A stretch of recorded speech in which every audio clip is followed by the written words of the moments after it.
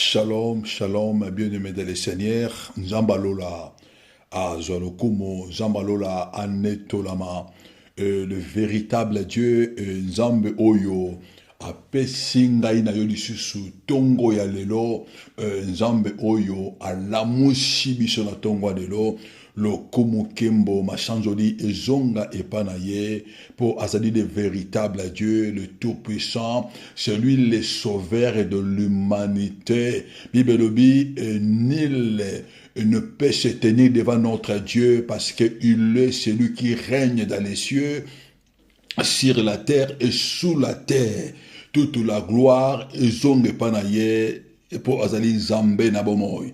Nzambe oyo alamusi yo bien-aimé, Nzambe oyo alamusi ngai bien-aimé, to komi na mama na biso oyo toyaka susu koluka elongi na Nzambe, na prière na biso matinale oyo ebandaka de 5 heures du matin jusqu'à 6 heures.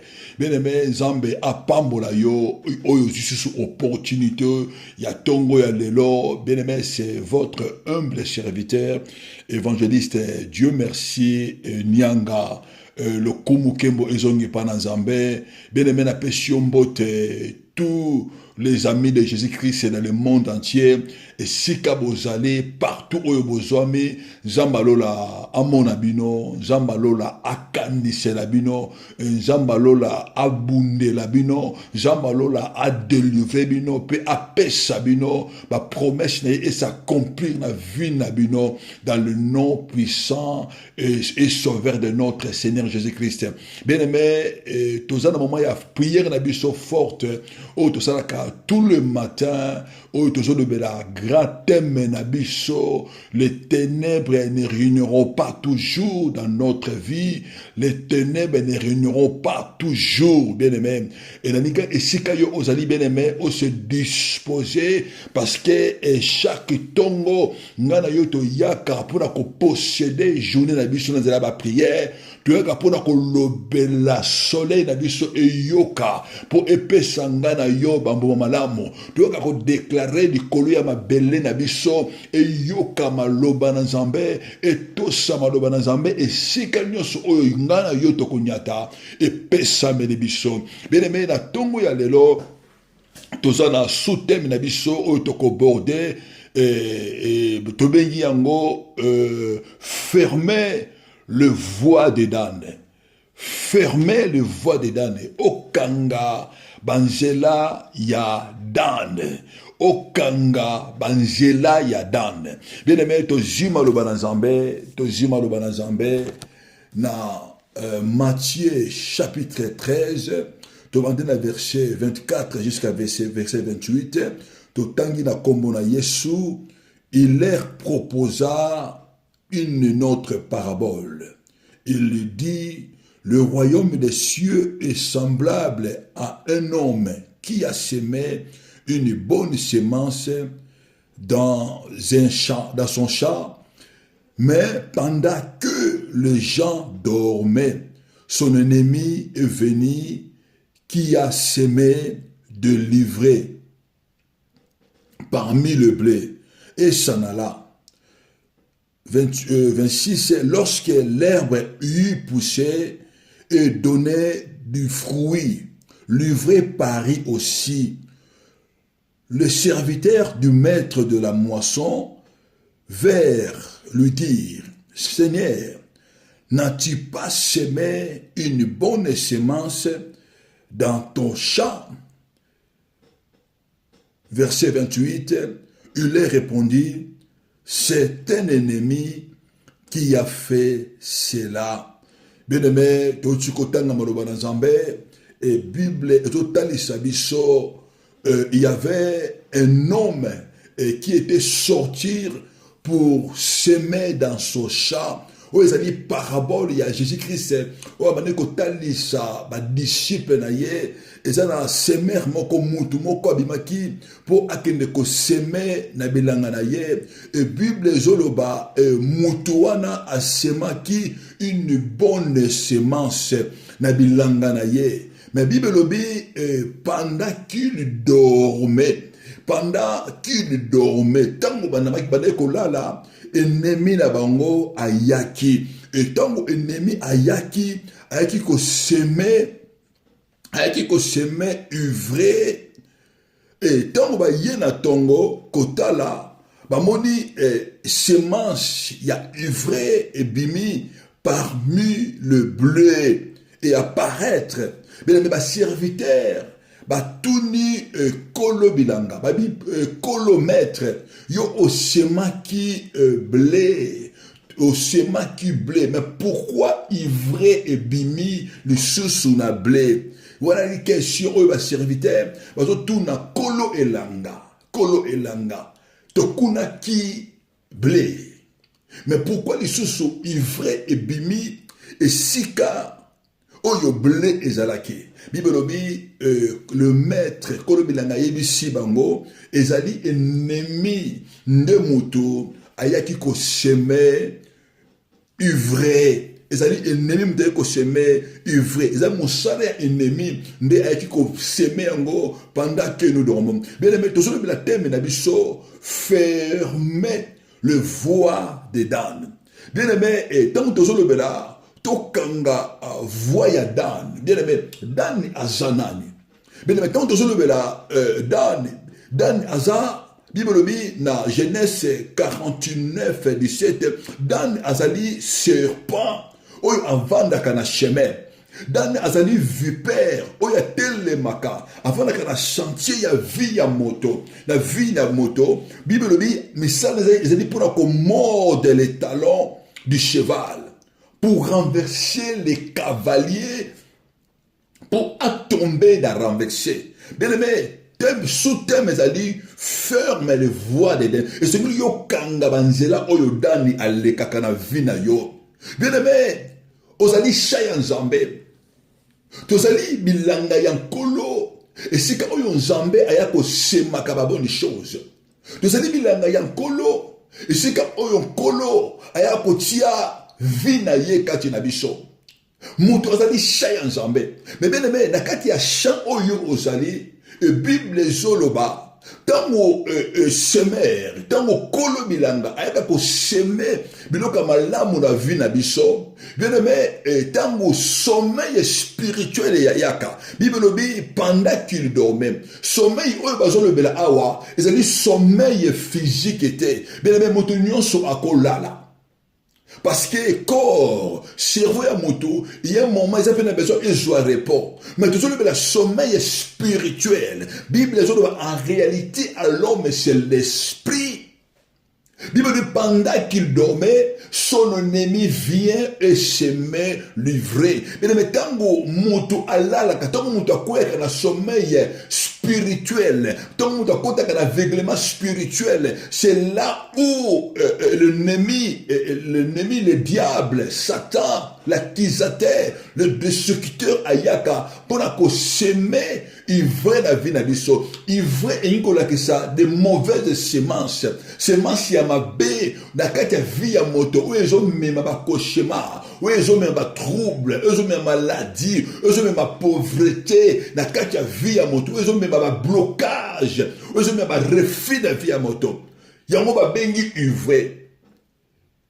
Ivre tant yaka na vie ya moto, yaka ko empêcher que blé et pousser te. Biloka malamu na vie ya moto et mona na te. C'est ça misala oyo ennemi aka osana na vie ya moto. Mais Bible ezolo bala biso Dan aza serpent. Bible ezolo ba Dan ayaka pona ko détruire. Bible ezolo ba Dan ayaka pona ko vendre na vie ya bato. Dan misala ya akota avant na chemin na yo. Akota avant na chantier na yo.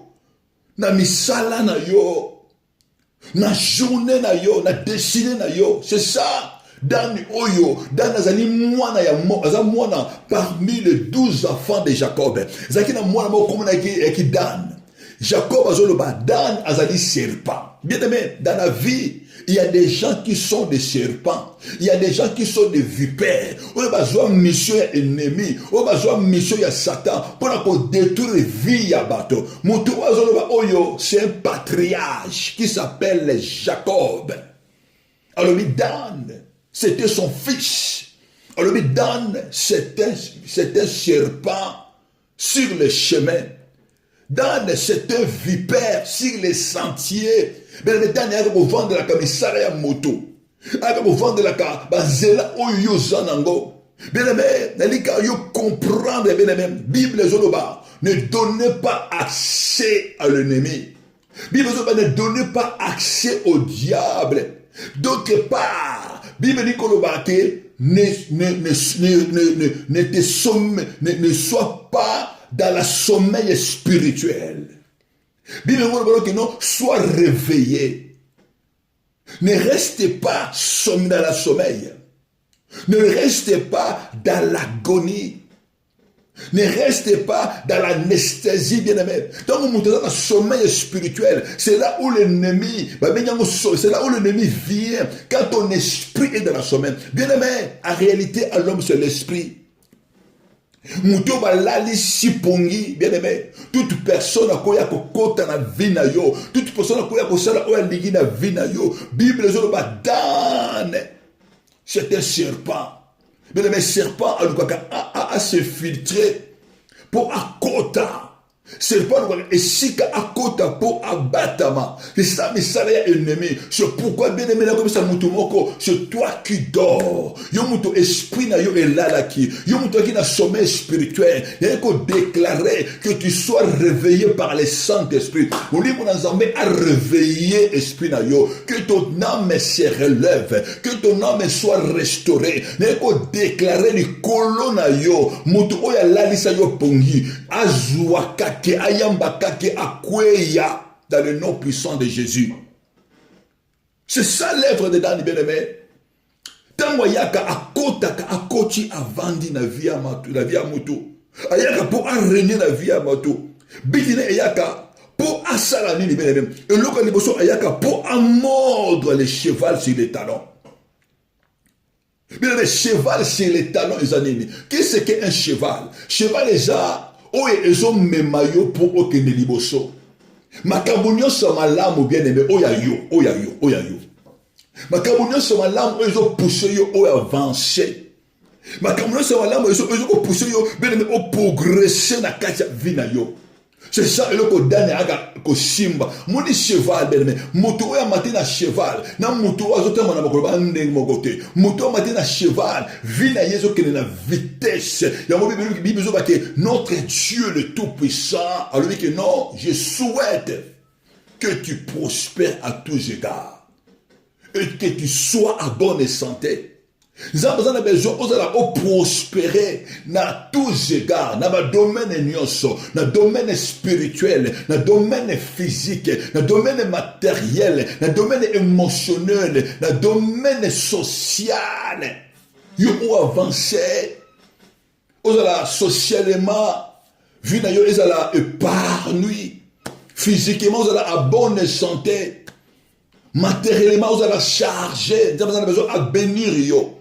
Maintenant, vous dani aka na vie na biso. Ben mais dani avant de la ka. Dani alukakelo ka liboso a touché. Biloko to pesa biso makasi. Biloko to peso makasi ben mais eza bana oyo ozana ngo. Biloko peso makasi ezali santé oyo ozana ngo. Biloko to peso makasi eza la vie de prière, la vie de consécration. Biloko ennemi asimba ka yangwana. Biloko to peso makasi eza finance oyo nzamba to pesa yo. Li pamboli oyo nzamba to pesa yo. C'est pour ça que tu vas comprendre. Tango dani a telemaki na kaya Job. Le diable tango yaki loko liboso aloko ki asimba ezabi loko oyo Job azakanango. Enema yebi bien aimé. Soka simbi santé na yo. Ako faiblir yo. Ozo tan li sous ako retarder na bakamwebele. Avec que ce simbi banana yo et quoi triste yo bien aimé. Ça c'est l'œuvre de Dan bien aimé. C'est pourquoi bien aimé, au comprendre, au yeba et Dieu t'a appelé pour vivre en haut. Dieu t'a appelé pour se lever. Dieu t'a appelé pour dominer. Bien aimé, quand tu vis avec Dieu, quand tu marches avec Dieu, bien aimé, Dan n'aura pas l'autorité sur toi. La Bible dit ne donnez pas l'accès au diable. Pendant qu'il dormait, Dieu ne veut pas que toi tu dors spirituellement. Il veut que tu sois réveillé. Bien aimé, dans nini oyo, azo simba cheval na yo. Azo mort de cheval na yo. Parce que ce qu'on mort de cheval na yo, pour renverser yo, pour quoi y en a fait.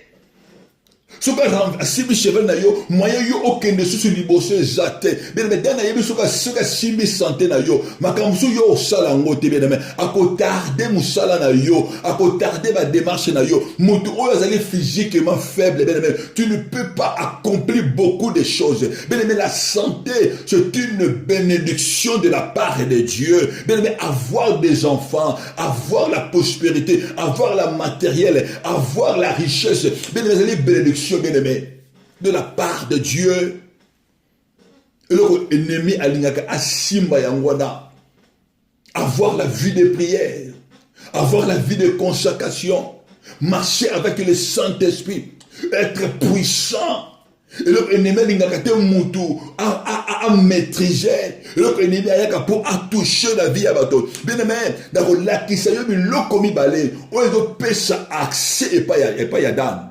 Je vais te montrer deux choses.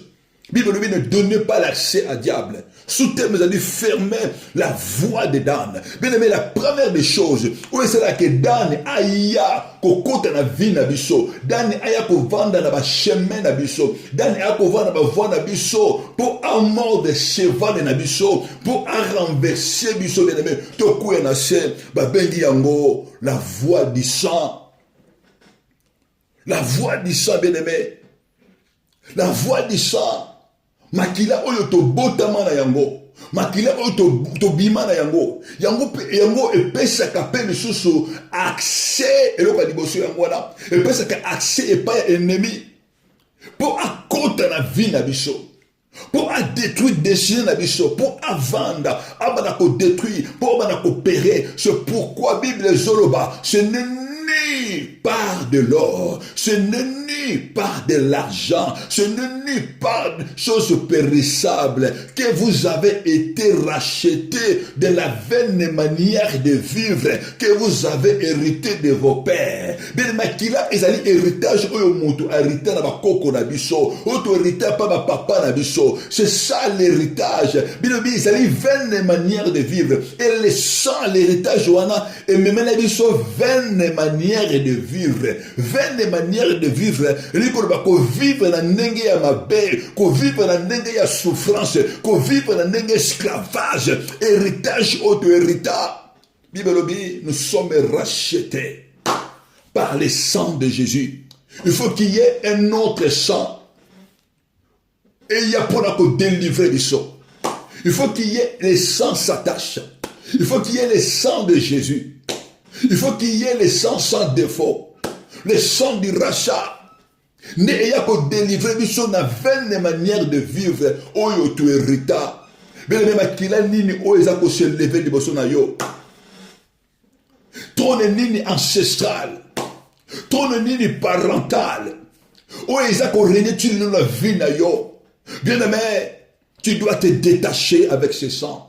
Et c'est nous se détacher. Et c'est nous la vie na yo bien aimé. On va déclarer na katia ma veine nanga. Je ne plus le sang de mes ancêtres. Na katia ma vie nanga. Na katia veine nanga. Na zasuna ma kile ma poti nanga ite. Mais na katia ma veine nanga. C'est le sang de Jésus qui parle. C'est le sang de Jésus qui coule. Parce que tu es racheté par le sang de Jésus. Bien aimé yo osa to tikala bandeko ya famille na musuni bien aimé. Na moli mosusute na makilate. Bien makila te mutu moko ya lo banate alo yonde ko oni yoza makila nanga lo bana yete ngana komo makila ya Jésus mutu moko ta lo bakena yonde mo zanengwana oza makila oyangai bene fo bana ko boya eza makila na yote. Parce que mutu ozana makila ozana makila moko bien aimé, il peut faire, il peut déclarer ce qu'il a déclaré au joyau on nous a conseillé dans les ténèbres et qu'au tendre ozana makila moko. C'est dans les sangs qui circule la vie humaine. C'est dans les sangs qui circulent toutes les choses. La bénédiction et la malédiction, ça se circule par le sang. Bien aimé, c'est pourquoi tout ça qu'on hérité le sang de Jésus. Le sang s'attache, le sang sans défaut, Le sang de Jésus, bien-aimé,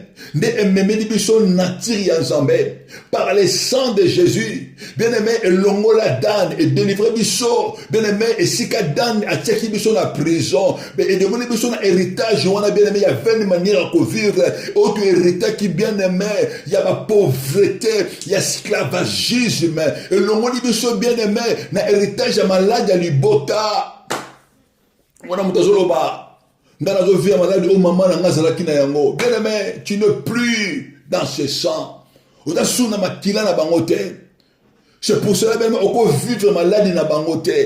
Et c'est une maladie on a éthique on a combo na Yesu. Ce que les bottes na bicho to bella ka moto, ce que to bella ka tubère, ce que les bottes na bicho to bella ka ba agime. Ce que les bottes na bicho to allez limiter na maladie moko quelconque, na ko décrire les colonnes yo. Toi tu es racheté par le sang de Jésus. Maladie on a éthique yo maintenant parce que Jésus sur la croix, il t'a libéré, il a payé son sang, il a levé son sang pour ta liberté. Sois libre dans le nom puissant de Jésus-Christ. Bien-aimé, ils ont réclamé du corona yo. Toi, tu es racheté. La première voie, où est Bundi Sakamoto, où est Côte Sakadani, à côte avant dans la vie na biso, pour avoir touché cheval, pour avoir touché santé na yo, pour avoir touché richesse na yo. Bien-aimé, c'est la voie du sang. Non nous va bimi, non nous va délever la puissance makilate, ba tout est belé. Ba tout tambo na sema kuli oyo. Ba vanda na sema puissance familiale. Dani avanda la bango bien-aimé. Dani avanda la vie na bango. Dani azo diriger vie na bango parce que baza na se ya domination. Non, tu vas renoncer. Mais tu dois renoncer à toi-même.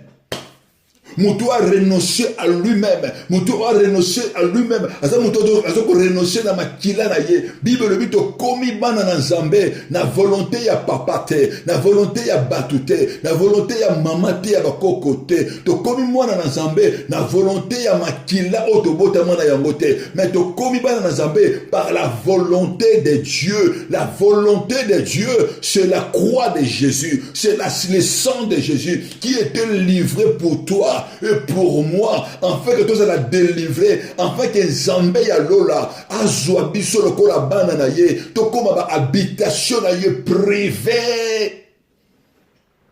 Bien-aimé, il est temps, bien-aimé, de comprendre que vie na yo, dans le Seigneur a régné le sous-souté. Le Seigneur a vendaté. Bien-aimé, na mona batu, bazo souffrir. Mais comment on conçoit si na papa Dieu, naza mayele, naza na diplôme nanga, mais chaque fois nakina ko déposer ba CV na ba société.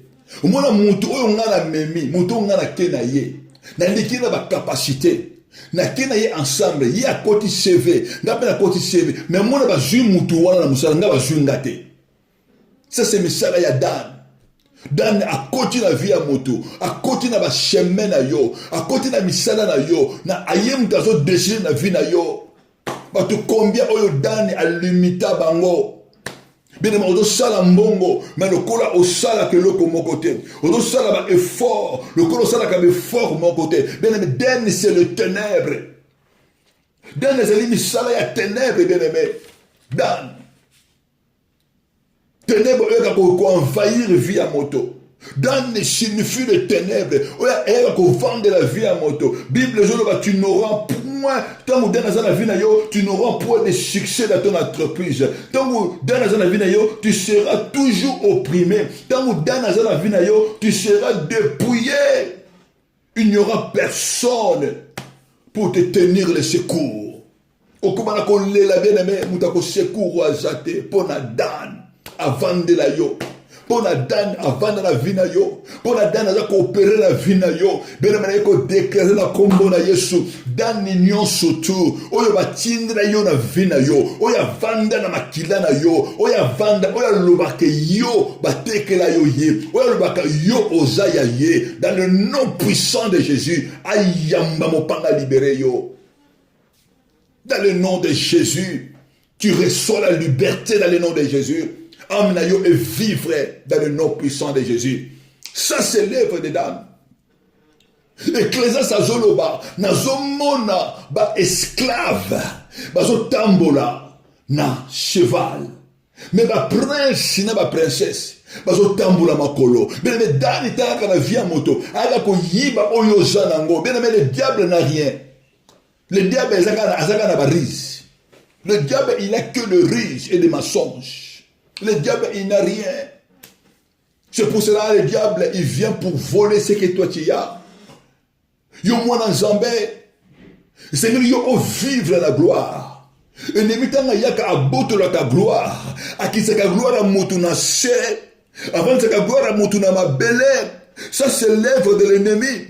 Tanga yaka la vie à boto bien même. David azoloba alobi nzambe soki nga na sali mabe. Alobi ennemi nanga a poursuivre nga atteindre ngai na psaume 7 verset 5. Azoloba que ma vie qui foule ma vie par terre et qui lui couche ma gloire dans la poussière.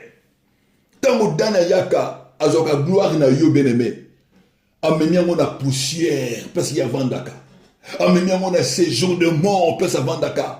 Bien-aimé, quand tu vis sans gloire, bien-aimé, journée na yo, et que comme molili, quand tu vis sa gloire, malgré tu vis, malgré tu travailles, bien-aimé, au monde en côté, tu vas faire des efforts. Mais fort de ça, la bien-aimé, mais aux produits de l'autre côté. Bien-aimé, que bon de l'enjambé, Bible dit à celui qui met en nous le vouloir et le faire, selon ta volonté, qui à partir d'aujourd'hui, les élèves prier à le bien-aimé, vie na yo et se relever, gloire na yo et monissama dans le nom puissant de Jésus. Ça c'est Dan, mais ça la Dan. Dans la kota, quand la vie na biso. Donc on peut s'accueillir voix à kota. Donc, il y a pour semer la vie d'Abisso. Mais la deuxième des choses, voir où ils ont fait ça dans à Kota pour semer vrai la vie d'Abisso. Mais c'est ça, ce sont les péchés. On appelle la voie du péché. La voie du péché, bien aimé. Ils ont fait ça accès par la diable. Moutou, ils ont péché. Ils ont fait ça accès na diable. Bien aimé, tout combien de l'eau, couple, combien de l'eau, bien aimé. Au moins, moi, si na moubali, bazanandaku, même à l'eau, banarete, kangana, babinemi, bien aimé. Moi, si na moubali, bazanandaku, mais pardon, et zalakate, bien aimé. Bible nous dit que Dieu résiste aux orgueilleux, mais il fait grâce aux humbles. Bien aimé, et c'est que nous yomi quitte ça. Le pardon, c'est très important. L'orgueil, bien aimé, ne bâtit pas, mais l'orgueil détruit. Bien aimé, l'orgueil est ma semence. Il y a diable, il y a ennemi. Bato mingi oyo bato vivre le oyo bien aimé, vina bango ennemi à vendre. Orgueil et vendre. Pardon, ma yebi amotu. Bien aimé, quand tu fais le mal, il faut reconnaître le mal. Il faut y aller à ça, ma zambé. Bato combien oyo kangi sa ennemi. Bato combien yo oyo lobi sakate. Bato combien autant mususu basala yo malamu bien aimé mais osa reconnaissant na bangote. Bien aimé, c'est l'orgueil. Le diable a détruit ma couple mingi lelo parce que il y a pas l'unité. Chacun vit pour soi. Bien aimé, que le mariage c'est deux personnes qui doivent venir une seule personne dans le Seigneur.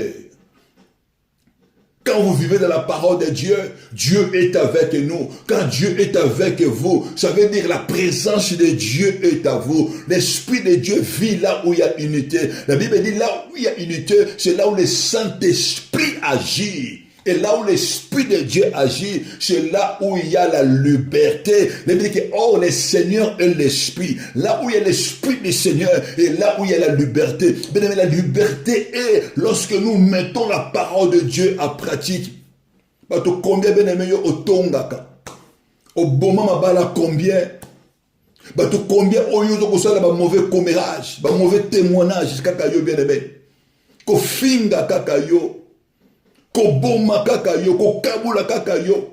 Mais aujourd'hui, un enfant de Dieu bien-aimé, il ne divise pas. Un enfant de Dieu, c'est quelqu'un qui unit. Un enfant de Dieu, un mauvais témoignage était. Un enfant de Dieu ne vole pas. Un enfant de Dieu ne commet pas l'impudicité. Il ne marche pas selon l'infidélité. Un enfant de Dieu, il cherche à marcher dans la sanctification. Bien-aimé, quand tu marches de telle façon, bien-aimé, odo fungo la voix pour dana kota. Dana kota la vie na yo, peut coopérer la vie na yo, bien-aimé. Tu dois fermer ça. Tu dois marcher dans la sanctification. Tu dois marcher dans la sanctification, bien-aimé. Et le troisième moyen, bien-aimé, au diable à kota kanavi na moto. La rétrogradation spirituelle. La rétrogradation spirituelle, bien-aimé. Tu vois, lorsque tu attristes le Saint-Esprit, Bible n'attristez pas le Saint-Esprit, bien-aimé. C'est là où Dieu va marcher avec toi. Lorsque tu n'attristes pas le Saint-Esprit, lorsque tu marches selon la parole de Dieu, c'est là où Dieu marche avec toi. C'est là où tu marches dans l'autorité de Dieu, bien-aimé. Bible Zoloba, tant yo zan Zambé, tant zamba zakatina yo bien-aimé. Bible Zoloba, tu marcheras sur le lion. Yoko marcher du colaba lion, yoko marcher du colaba spic, yoko fouler les lionçons, puis ma dragon, yoko renverser bango, mais dans un serpent, dans un divinité. Mais quand tu marches avec Dieu, Bible avec Dieu, nous ferons des exploits et nous écraserons les têtes de notre ennemi. Notre ennemi, c'est le diable, c'est le serpent qui se lève. Mais Bible quand tu marches avec Dieu, tu marcheras sur le lion, tu marcheras sur la spic, tu fouleras les lionçons et les dragons, bien-aimés. Parce que Dieu est avec toi. Parce que l'Éternel marche avec toi. La Bible dit, l'Éternel te gardera de ton départ et de ton arrivée. Parce que tu gardes Dieu avec toi. Parce que tu marches avec Dieu avec toi. La Bible dit, l'Éternel te gardera. Bien-aimé, ton départ et ton arrivée.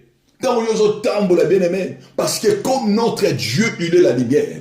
Comme notre Seigneur, il est notre protecteur. Il est la présence, bien-aimé. Dans la cocotte, parce que Dieu est avec toi. Dans nini oya kota, dans nini oyo otikira nzela avanda. Serpa nini oyo akiti sur na ciel. Serpa nini oyo avanda na nzela yo. Bien-aimé, la prière à l'élo, la prière à tombo ya l'élo, bien-aimé. Yoko telema na prière, yoko bimisa danu, aloko danu wana abima na banzela na yo. Okoloba na serpent wana a libéré chemin na yo. Okoloba na vipère, na divinité wana o libota etinda. Oyo azwa mission contre vie na yo. Mutu oya telemaka pona ko précéder journée na yo, pona ko bebisa banzela na bien-aimé. Yoko se lever na autorité oyo kolo appelle sur yo. Okoloba na arrête au nom de Jésus. C'est pourquoi, bien-aimé, Nandika est place aux alliés, Bandako se préparer, Nandika Obanako se disposer, mon thème, bien-aimé, et c'est les derniers à quoi il y a. Et c'est les derniers à la renverser. Et c'est les derniers à la briser. Bible Zoloba, au contraire, vous renverserez. Yo moutoko renverser Dan. Mais Dan a renverser yote. Moutoko azali réveiller. Moutoko azali relever. Moutoko azali restaurer. Bien aimé. C'est toi qui vas renverser Dan. C'est pourquoi bien aimé la tombe na lelo. Nana yo tozo telema na prière. Bona ko renverser. Bona ko kangabazela nyonso oyo Dan a kotaka. Bona ko renverser bien aimé. Racine surtout, c'est ma signal sur eux dans la vie na yo. Sengeli sengeli yo o déraciner yango. Beneme ozo bon de la Nzambe. Nalika o disposer mo tema na yo. Banda ko bon de la Nzambe. Na kombo na Yesu. Beneme so ko lever kaka Jésus. Bana ko lever le véritable Dieu. Bana ko lever le tout puissant. Dans le nom puissant de Jésus. Oza ko lever Jésus pour la journée oya yo. Oza ko lever Jésus. Nzambe na lola. Kolona bomo. Oza ko lever Jésus. Oza Il est le véritable Dieu. Ton Dieu est ton sauveur, ton libérateur. Levez le nom puissant de Jésus. Levez le nom puissant de Jésus. Yesu tozo tombola yo. Na journée ya lelo. Tozo tombola yo. Mon Dieu et mon roi. Tombola Jésus pour na vie na yo. Pendant que tombola Jésus pour na vie ya bana na yo. Et si que nous sommes bango bazali. Le ba Yesu. Kombola yo et tombwama. Pour na libota na ngai. Pendant que tombola Yesu.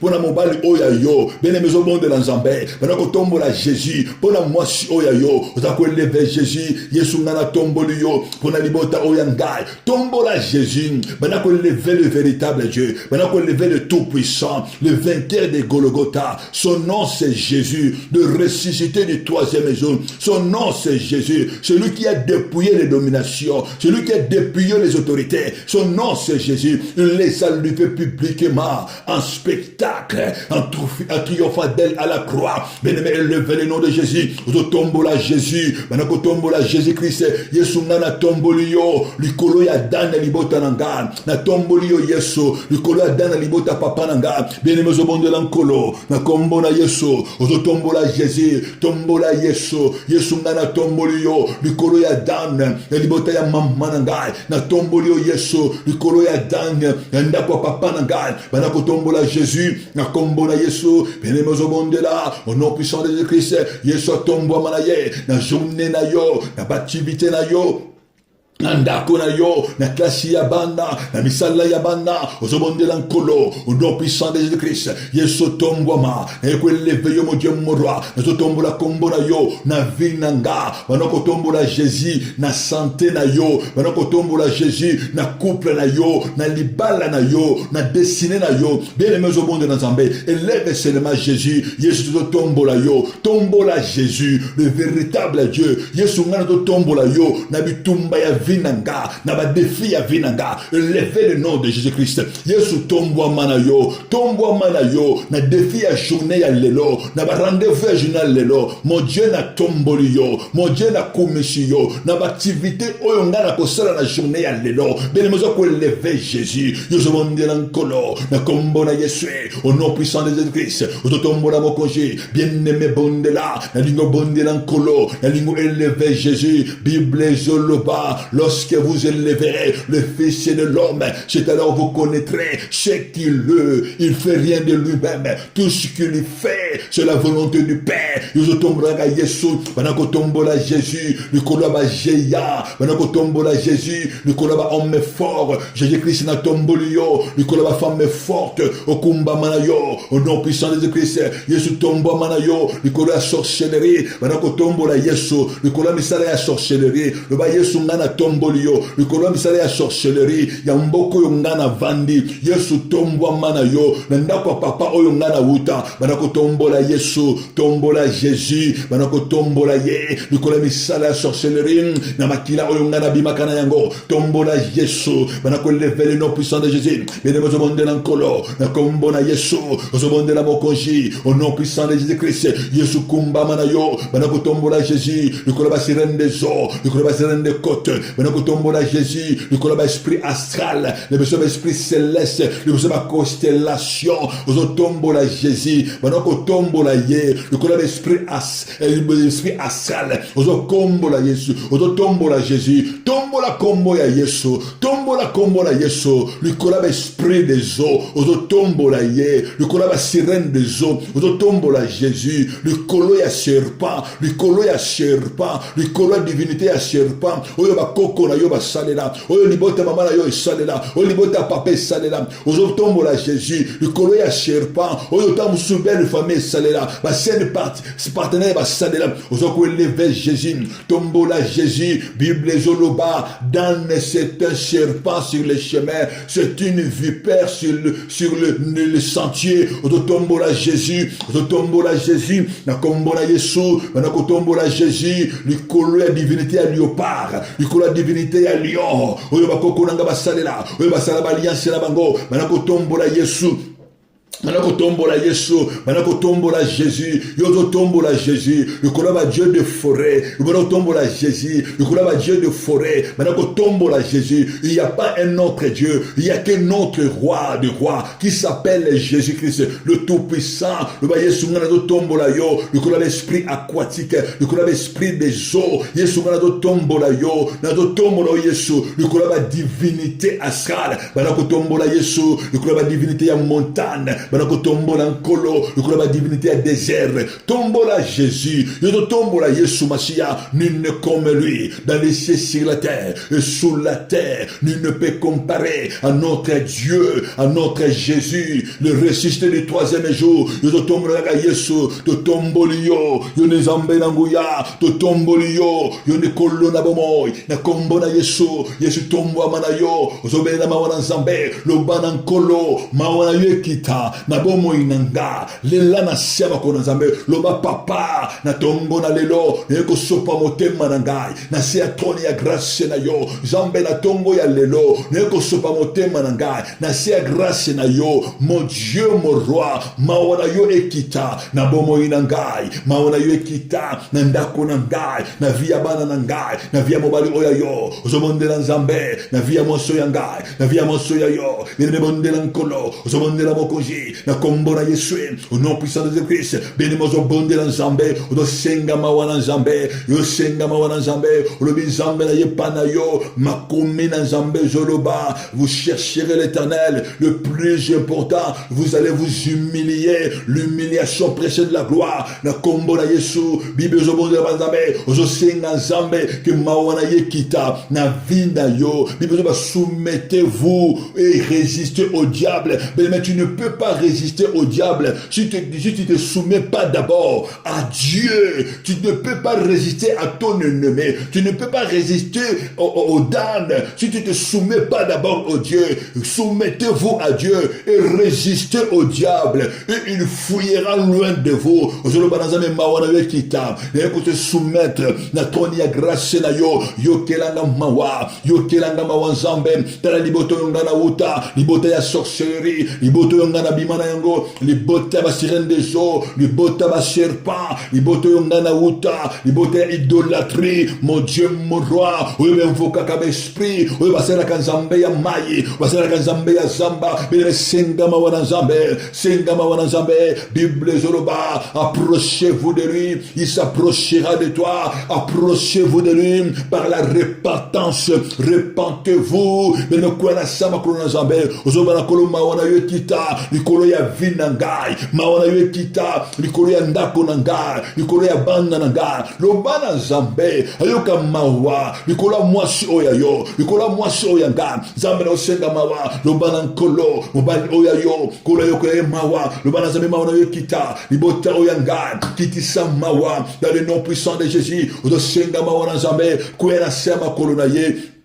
kwena sama kolona kolo loba nzambe neko kwena sama kolona yo nzo senga kaka mawana yo kita bien-aimé il est fidèle il est juste notre Dieu pour nous pardonner de tous nos péchés de toutes nos iniquités aujourd'hui la matin à Yesu il faut que le sang de Jésus le sang du rachat le sang précieux le sang s'attache le sang sans défaut le sang de Jésus le sang prédestiné avant la fin du monde avant la fin bien-aimé matin à Yesu Zobela makila na kombo na Yesu qui passe de ça qui te prédestiné avant la fondation du monde le sang de Jésus le sang prédestiné avant la fondation du monde Zobela makila na Yesu et banako laver esprit âme corps Zobela makila Yesu Masia le sang puissant de Jésus et banako laver tout ton être Zobela le sang de Jésus laver ma vie laver ma maison nettoie mes enfants Zobela makila Yesu Masia na vina yo le sang puissant de Jésus et banako laver et banako sanctifier journée na yo ozobana le sang de Jésus ozobela makila ozako invoquer le sang de Jésus na journée na yo ozobela le sang de Jésus le sang qui parle mieux plus que le sang d'Abel ozobela makila na Yesu le sang de Jésus na chemin na yo ozobela makila Bible zoloba Dan sera un serpent sur les chemins chemin, ozobela makele sur masia, na chemin nanga, que le sang de Jésus, que le sang de Jésus, makele na yo eloba na chemin nanga, na kata chemin nanga, dani alobate, serpent alobate, benema zobonde lankolo, na kombo na Yesu, papa to bonde yo, ozobela makele sur masia, ozobela le sang de Christ, vous avez invoqué le sang de Christ, na ba sentier na yo, na ba nzela na yo, bien-aimé, na misala na yo,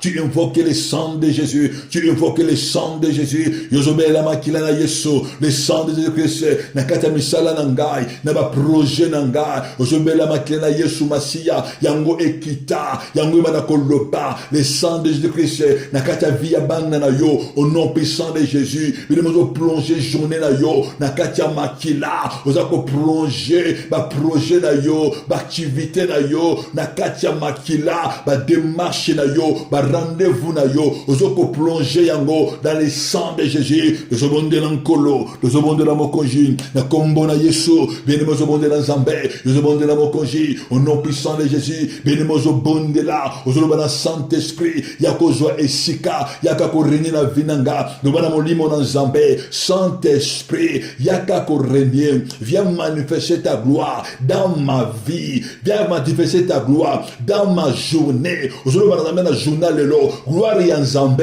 et se manifester, et c'est que nous yoko zala, et c'est que nous yoko tambola, et c'est que nous yoko kota, ozoloba na Saint-Esprit, appréciez yo, Saint-Esprit, appréciez yo, ozoloba na Nzambe, Bible zoloba, je serai pour vous un père, vous serez pour moi de filles et de fils, ozoloba na nkolo, molimo na yo Nzambe, et prédescenga, et précédenga, et sikanga na kozala, molimo na yo Nzambe, et précédé bananga, et préservenga, et précédenga, et sikabana nga bakozala, yozobonde na nkolo, ozoloba na Nzambe, et sikamwasi na kozala, et sikamobana na kozala, ozoloba na Nzambe, beneme bonde na nkolo, ozomata na prière, ozobana na mokonji, molimo na nkolo, apprécié de yo, molimo na Nzambe, et agir, molimo na Nzambe, Bible zoloba, je serai moi-même devant vous, je serai devant vous, je peux vous diriger, je marcherai devant vous, le bana molimo na Nzambe, éternel Père, tambola liboso nanga, na journée ya lelo, Saint-Esprit de Dieu, le bana molimo na Nzambe,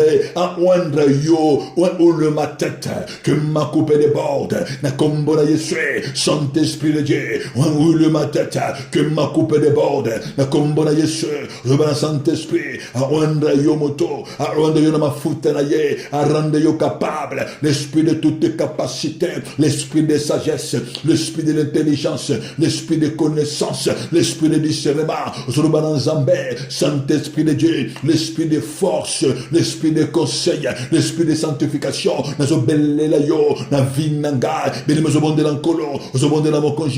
Saint-Esprit, manifeste-toi, na kombo na Yesu, Saint-Esprit, agis-toi puissamment, agis-toi puissamment. Béni-moi au monde de l'encolo, au monde de la mokonji, au monde de Saint-Esprit, revêtis-moi des armes spirituelles. Au monde de Saint-Esprit, exerce mes mains de la bataille. Béni-moi au monde de là, au monde de Saint-Esprit, rends-moi fort, l'esprit de force, rends-moi fort. Béni-moi au monde de l'encolo, au monde de l'enzambé, aux deux autorités, béni-moi, aux deux autorités, aux telema, bandako détaché. Emmena yo banako détaché emmena yo ozobonde lankolo na kombo na Yesu au nom puissant de Christ ozo déclarer dans nyonso oya sala na alliance dans nyonso oya sala na alliance na nzela ya makila na sorcellerie et libota ya papa nanga na libota mama nanga na zo déclarer ton alliance est brisée banako séparer banako briser alliance wana banako briser alliance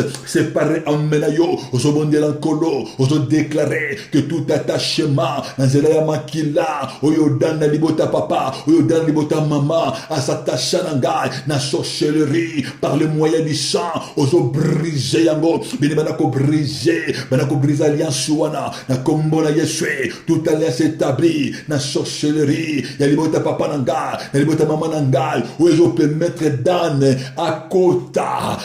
akota pona ko semer ivre na somonde na nkolo na kombo na Yesu banako briser alliance wana banako brise alliance wana au nom puissant de Jésus-Christ, brise alliance wana par les sang de Jésus, banako brise alliance à sorcellerie, ya ba sirène de zo, oyo ngana bimana yango, na libota papa na ngai, oyo ngana bimana yango, na libota mama na ngai, banako brise yango, banako kwesa alliance wana, bandako brise alliance wana kweya, na kombo na Yesue, ngana zo déclarer toute alliance ya sorcellerie, oyo koti sakadane, oyo koti sakadane, na kati ya vinanga, na kati ya ame na ngai, pour eko semer maladie, pour eko semer trouble, eko semer banyome, eko longola ba trompe, eko yiba bana, eko yiba richesse, na bandoto na ngai, eko yiba richesse dans ma vie, bien mo monde na Nzambe, ozolo ba nkolo, na kombo na Yesu, na zo brise alliance wana, zo brise alliance wana, ozo ko permettre dane à côté na vinanga, pour na ko yiba semence,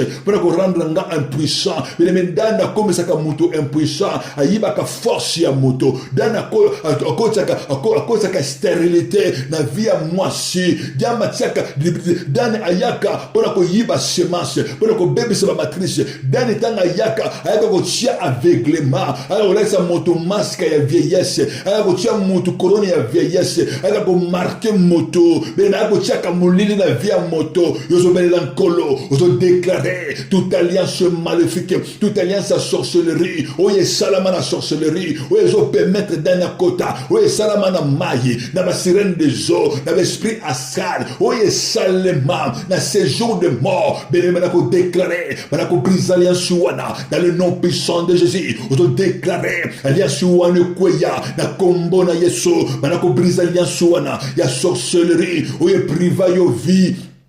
Oye priva yo bonne santé, odo renverser yango, belema do renverser yango, odo renverser yango, na kombo na Yesu, odo renverser yango, alliance oye priva yo la bonne santé, odo priva yo réussite, odo priva yo élévation, odo briser alliance wana, ou bien le mettant yozo bonde là, yozo kabwana na dan, donc yozo bonde là, odo kabwana dan, na kombo na Yesu, au nom puissant de Christ, à libérer maintenant. Détaché bien aimé, kabwana na ye, au nom puissant de Jésus-Christ, pour la Zoloba, je ne veux pas que tu sois en communion avec l'ennemi, avec Satan, avec Dan, briser communion na ye, loba dani nana yoto kabwani, nazalaka ya yote, na koma ya Jésus, je suis racheté par les sang de Jésus, bien aimé, déclaré que mon âme appartient à Jésus, mes enfants appartiennent à Jésus, moi et ma maison, nous appartenons à Jésus. Bien-aimé, ton appartenance, c'est Jésus. C'est Jésus. Tu appartiens à Jésus. Aux autres détachés, au nom puissant de Jésus. La combo la Yesu, au nom puissant de Jésus. Bien-aimé, aux autres la katinanga, aux autres longo, aux autres déclarés, j'ai l'agnoso, aux Daniel le kaka, j'ai l'agnoso, aux Daniel fongola, bandako kanga yango, la combo la Yesu, au nom puissant de Jésus. Ils ont déclaré banzela nyonso odana pasaka nazo kanga yango au nom puissant de Jésus-Christ, zanzela ya makila banako kanga yango par le sang de Jésus, zanzela ya lisumu banako kanga yango na kombo na Yesu, au nom puissant de Jésus. Ils ont déclaré j'appartiens à Jésus, ma vie appartient à Jésus, zela nyonso dana le kaka zanzela ya kanda, zanzela ya kofinga, zanzela ya impudicité banako kanga yango, banako boya yango, banako kanga yango, benane fouiller l'impudicité, banako boya yango, je ne suis dani alekaka, ezala nzela, yaba commérage, yaba mauvais témoignage, banako kanga yango, na kombo na Yesu, benane kanga banzela wana, na kombo na Yesu, je ne suis kotaka, ezala na butu, nazo kanga yango, ezala nzela ya komela masanga, ezala ivronnerie, banako kanga yango, nazo refuser, banako refuser ivronnerie, banako kanga yango, banako refuser sorcellerie, auto déclarer, zelana sodana le kaka, ezala sorcellerie bota, na renoncer nango, bandako boya,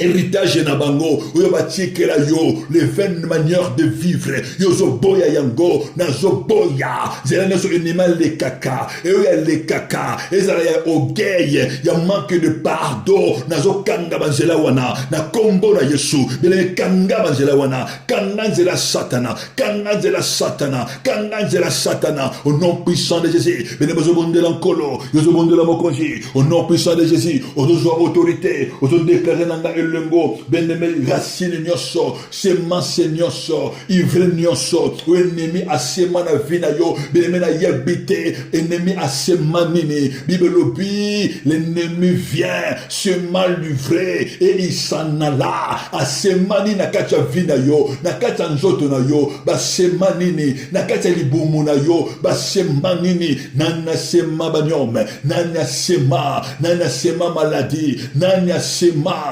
asema cancer nani yaki na buto pona ko semer cancer pona ko semer maladie estomac nani yaki na buto pona ko semer maladie à barre kombo na ye nani au nom puissant de Jésus-Christ mais on déraciner selon qu'il est écrit toute semence toute plante que le Père n'a pas semé sera déracinée et j'ai dit à le faire je demande dans Zambé banako déraciner aux déclaré na ngelongo semence nyonso oyo dani ya sema na kati ya corps nanga na kati ya ame nanga na kati ya esprit nanga e yamba moto banako yambisa yango moto ozobenela moto ezala déraciner na kombo na Yesu bene mozomondela nkolo au nom puissant de Christ nana sema maladie nana sema incapacité nana sema nana do privé yo bana nana do privé yo élévation nana do privé yo richesse nana do privé yo libala nana do privé yo santé ozomondela pana nzambe nana do privé yo ministère ozomondela pana nkolo nana do privé yo progression ya bana oya yo kombo na ye nane yo ozomondela moto na nzambe nana kobelela moto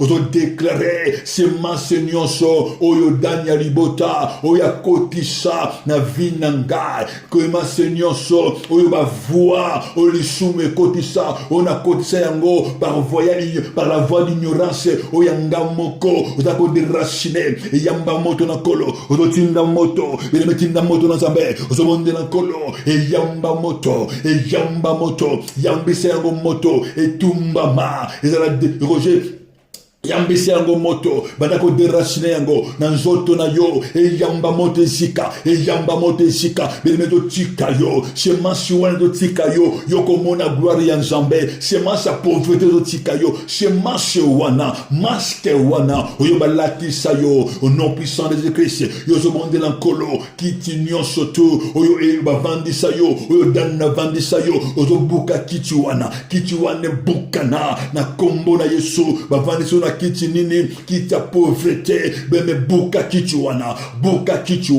na kombo na Yesu yozo buka kiti wana dana vandisa yo wapi avandisa yo place wapi bene mozo bende l'ankolo au nom puissant de Jésus ozoko briser toute barrière ya monde de ténèbres briser ba barrière wana au nom puissant de Jésus ozo dekana nga elongo barrière nyonso ya monde de ténèbres oeza liboso nanga ba barrière visible et invisible nazo briser yango lelo briser ba barrière wana bene même oyo danya tana vina yo ba limitation oyo danya tana vina yo ozo briser yango oyo ko avancer te ozo ko progresser te ozo simba mbongo ozo sana ngo eloko te dana zo yipa ozo bondela nzambe nana zo ko utiliser dessiner na yo ozo bondela nkolo na kombo na Yesu bene mozo matana prière na kombo na Yesu na zo bondela nkolo bana ko déclarer ozolo ba dani nyonso oyo azwa manda dani nyonso oyo batinda ye na vie na ngai au nom puissant de Jésus ozo renverser dani wana renverser ye Bible zoloba nini tiendra devant toi tant que tu vivras ozo renverser dani wana ozolo ba dani akweya kwesa dani wana banako bimbisa ye na kombo na Yesu mettre fin rene na ye banako briser rene na ye na kombo na Yesu, au nom puissant de Christ, ayamba kake, banako kweisa ye, nana zumanda, na journée à l'élo, banako se lever la vinanga, beneme kweisa danuana, oso déclarer, toute femme forte, tout homme forte, j'ai agnon soto, oya zumanda, pour la journée à l'élo, contre vinangai, contre bananangai, na kombo na Yesu, na zo renverser yo, yamba kakokweya, banako renverser ye, ayamo panga na nzambe, ayamba mopanga, yambisa ye kake, akoya a libéré yo, dane nanuana, gardien nini, oyo batinda kaye, pour adevansa kayo, na journée ya lelo, ayamba kakakoya, benemo seconde lankolo, na kombo na Yesu, au nom puissant de Jésus, bandako bebisa, toute influence maléfique, ya journée ya lelo, au nom puissant de Jésus, Bible zolo banangai, le soleil ne te frappera pas pendant la journée, zolo ba influence nyo surtout, ya journée ya lelo maléfique, et zongela bakolo nango, na kombo na Yesu, ozo déclarer, maloba nyoso, fruit nyoso, oyo dana iko seme, na botu ya lelo, contre vina yo, contre ndako na yo, contre bana oya yo, contre l'activité na yo, oso déclarer au nom puissant de Jésus, oso bebisa yango, et zongela bakolo nango, oso déclarer que liwana so oyo batindi, malali no so oyo batindi, dans le temps, dans l'espace, et détruire bakolo nango, avec effet immédiat, banako nile yango, na vie ya banda na yo, na vie ya ndako na yo, na vie ya moi sipe mobali na yo, bandako nile, to nile yango, dans le nom puissant de Jésus, ton nile yango, nazo déclaré que na vie na gai, na vie na yo, sacrifice zate, sacrifice ennemi zate, na journée ya lelo, sacrifice za ennemi zate, yozo bonde lankolo, yozo bonde la mokonji, yozo déclaré que sacrifice nyoso, oyo dani asali, dans le ténèbre, contre vie na gai, sacrifice wana, et détruire yemoko, et détruire bakolo nango, et zongela bakolo nango, avec effet immédiat, benemezo bonde lankolo, na lingo banako déclaré, likolo ya soleil na yo, yozo déclaré, ozo loba na soleil, yo kamaro bana nzambe, bois le sang de Jésus en ma faveur, loba na soleil, journée ya lelo, yo ko pambola ngai, journée ya lelo, ngana ko mona gloire ya nzambe, journée ya lelo, ngana ko simba bilaka ya nzambe, ozo déclarer na nga elongo, bene déclare, loba na mabele na yo, mabele yoka, bois le sang de Jésus, oko pesa ngai, grâce bambuma malamu, oko bimbisa ngai, bambuma malamu, esika no na kotambola, mabele yoka, na kotambola avec assurance, na kotambola na grâce, na kotambola na faveur, lobana mabele, azala favorable na journée na yo, azala favorable na vie ya mobali pe mwasi na yo, na vie ya bana na yo, esika no bongo bazali, ezala ba université, ezala ba école, esika no bongo bazali, lobana mabele atosa, likolo endima, mabele etosa, ezala favorable na ma vie na bango, au nom puissant de Jésus, au nom puissant de Jésus, merci, benako puissant de Jésus, merci, benako puissant de Jésus, puissant de Jésus, merci, le banan zamba kumba manaye, pesaye merci, pour la journée alléluia, au nom puissant de Jésus, Père dans le nom puissant de Jésus, to pesio merci, pour la journée où yo pesi biso, zambe tozo bonde la, ke bala na yo esika na so bako kende papa, ba mona nguya le boko na yo, grâce et faveur na yo, et s'accomplit na vie na bango, du colon na bango ezala favorable, papa fongola, papa de ce Christ du ciel, du colon na bango, ba profiter, ba bénéficier, na grâce et na faveur ya journal de l'eau, na kombo na Yesu, de l'obi, amen, amen. Bien aimé dans le Seigneur, na lika na informer tout le monde, que tous les samedis, de 10h à 11h, tozo ça la prière teme na biso ezali, to que nous récupérer oya biso, to que nous retourner, to que nous récupérer oya biso, venez c'est to récupérer oya nyoso ya biso, oya nemi akanga ki na hôtel ya papa, banana biso, via banana biso, via banana, bato bazo ko kobota, bato bazo na besoin maternité, bien-aimé, bato oya bazo na problème tant mususu ya bana bien-aimé de 10h à 11h, tous la prière na biso matinale, Zambalola a pambola bino, Zambalola a tambu sabino, bola manzame na bavina bino, na kombo na Yesu Christo, na Zambalola. Amen.